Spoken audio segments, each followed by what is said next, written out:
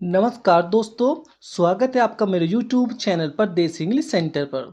आज की स्टोरी बहुत ही प्यारी सी स्टोरी है और इस वीडियो में आपको ढेर सारे न्यू वर्ड सीखने के लिए मिलेंगे।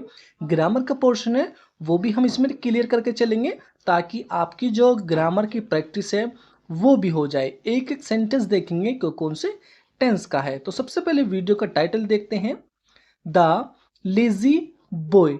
लेजी का अर्थ होता है दोस्तों आलसी और बॉय होता है लड़का, यानी कि आलसी लड़का। ये स्टोरी एक आलसी लड़के की है। तो आगे पढ़ेंगे दोस्तों हम।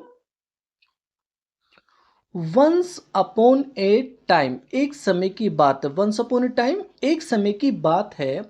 देयर वॉज ए बॉय, एक लड़का था। भाई एक समय की बात है, एक लड़का था कोल्ड रोबिन, रोबिन नाम का। भाई रोबिन नाम का एक लड़का था। He was a very lazy boy.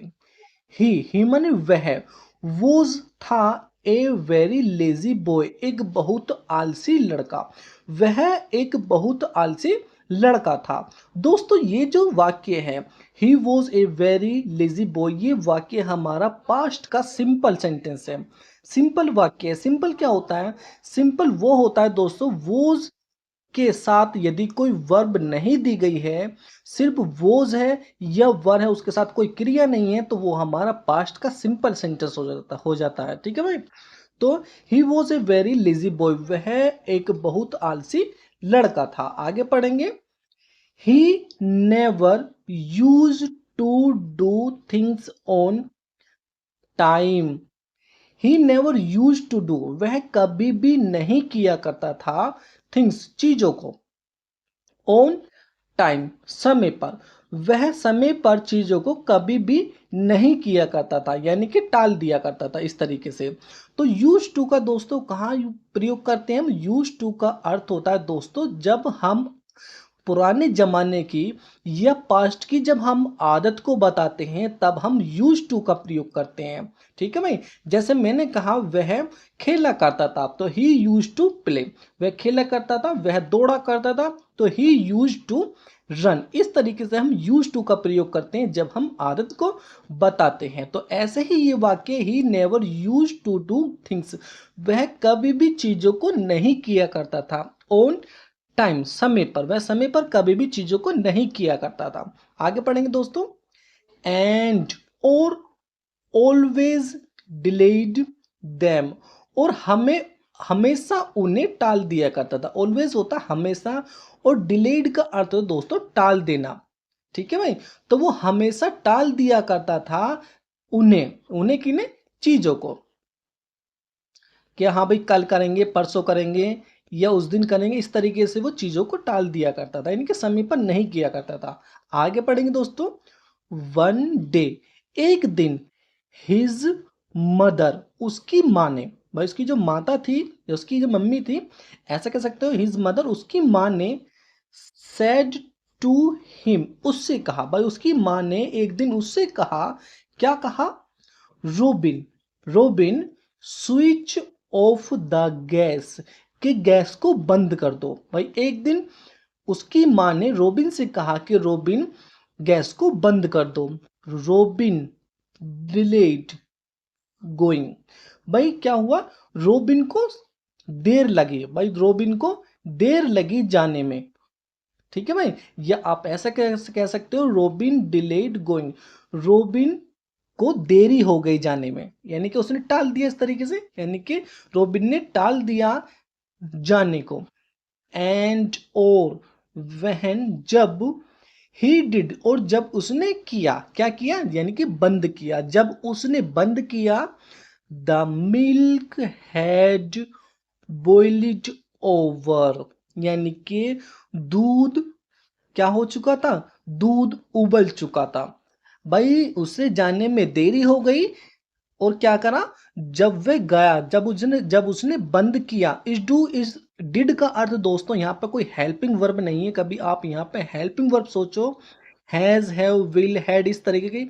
Did भी हेल्पिंग वर्ब होता है, लेकिन दोस्तों यहाँ पे डिड का अर्थ करना है, क्योंकि करने की तीन फॉर्म होती है, डू, फर्स्ट फॉर्म होती है, डिड सेकंड फॉर्म होती है और डन थर्ड फॉर्म होती है। तो इस डू का अर्थ है यहाँ पे करना। ठीक है भाई, कभी आप यहाँ पे हेल्पिंग वर्ब से समझो। तो वह जब ही डिड, जब उसने किया, क्या किया, यानी कि जब उसने बंद किया, the milk had boiled over, तब तक दूध उबल चुका था। उबल चुका था दोस्तों, ये हमारा वाक्य है हैड बॉइल्ड। हैड के साथ यदि आपको वर्ब की थर्ड फॉर्म दिखे तो वो हमारा पास्ट परफेक्ट का सेंटेंस हो जाता है, जिसमें हम हैड के साथ वर्ब की थर्ड फॉर्म का यूज करते हैं। और उसमें क्या होता है, उसमें हम उसकी पहचान होती चुका था, चुकी थी, चुके थे। ठीक है भाई। वन डे, एक दिन, हिज फादर, उसके पिता ने, सेड टू हिम, उससे कहा। भाई एक दिन उसके पिता ने उससे कहा, किससे कहा, यानी कि रोबिन से कहा, सन, बेटा, टाइम इज वैल्यूएबल, के बेटा टाइम, समय, इज है वैल्यूएबल। वैल्यूएबल का अर्थ होता है दोस्तों कीमती या मूल्यवान। भाई एक दिन रोबिन के पिता ने उससे कहा कि बेटा समय क्या है, समय कीमती है, मूल्यवान है। One should always do things on time. One should always do, हर किसी को चीजों को करना चाहिए। ऑलवेज, हर किसी को, वन शुड ऑलवेज, हर किसी को हमेशा करना चाहिए, थिंग्स, चीजों को, ऑन टाइम, समय पर। भाई हर किसी को चीजों को समय पर करना चाहिए। Robin did hear him, robin ने, डिड हियर, सुना, हिम, उन्हें, किन्हें, पिता को। भाई भाई रोबिन ने उन्हें सुना, बट, लेकिन, केप्ट क्वाइट, लेकिन चुप रहा।